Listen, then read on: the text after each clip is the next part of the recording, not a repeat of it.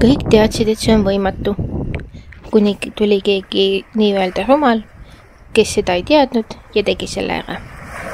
See lühike lause peidab endas sügavat tõde meie kui inimeste kohta ja sellest, kuidas me maailma tunnetame ja selles tegutseme.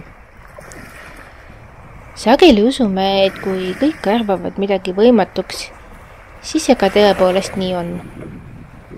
Kui paljud on aastaid või isegi sajandeid püüdnud midagi saavutada ja selle saavutamises läbi kukkunud, siis tundub loogiline, et see ei ole lihtsalt võimalik. Kõik eelnev tundub kinnitavad, et see on üle jõu käiv või et selle teostamine on pelgalt unistus või illusioon. Et sellised asjad ei ole reaalsus ja reaalsusest teostatavad. Aga siis tuleb keegi, keda teised võivad pidada rumalaks, naiivseks või teadmatusest juhituks ja teeb selle siiski ära.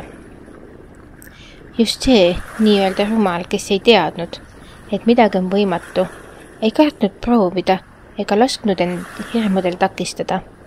Tema naiivsus ja teadmatus takistuste ulatusest muutusid tema tugevuseks, mitte nõrkuseks. Selliselt on saanud teoks paljud innovatiivsed asjad maailmas. See mõte kutsub meid mõtlema, kui palju takistusi ja piire on loodud meie enda uskumuste, kogemuste ja teiste inimeste arvamuste põhjal.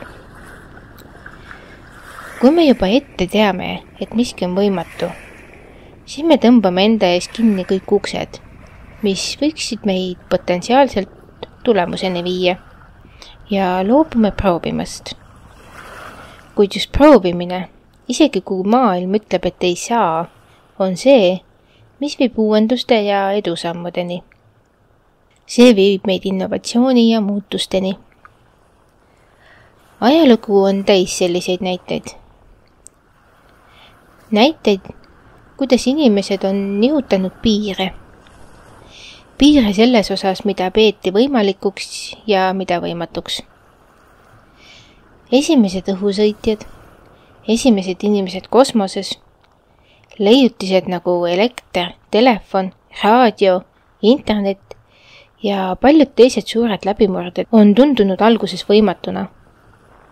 Kuid need ühiskonna nii-öelda rumalad, kes ei võtnud neid uskumusi võimatust omaks, tulid ja tegid kõik need asjad võimalikuks.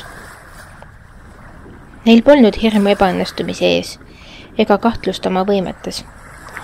Nende usk võimalikkusesse oli kordades suurem kui usk võimatusse.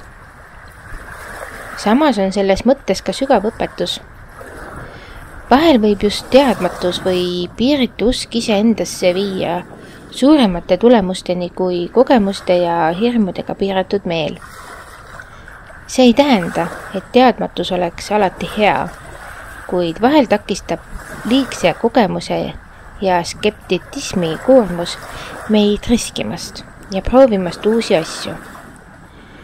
Mõnikord on hea olla nii-öelda rumal selles mõttes, et mitte lasta end heidutada sellest, mida teised peavad võimalikuks või mõistlikuks. Seda lauset võib vaadelda ka kui kutset julgusele ja avatusele. Julgusele uskuda oma ideedesse, oma unistustesse ja visioonidesse. Isegi siis, kui kõik teised ütlevad, et see on hullumeelne või võimatu. Avatus uutele võimalustele ja võimele tegutseda hoolimata hirmust või kahtlustest on need, mis loovad innovatsiooni. Loomulikult ei tähenda see, et peaksime tegutsema rumalalt või mõtlemata või ettevalmistamata, vaid pigem seda, et mõnikord tuleb julgeda astuda samme ka siis, kui meil ei ole täit teadmist, uskudes, et piirangud, mida me näeme, ei pruugi olla lõplikud ega kindlad.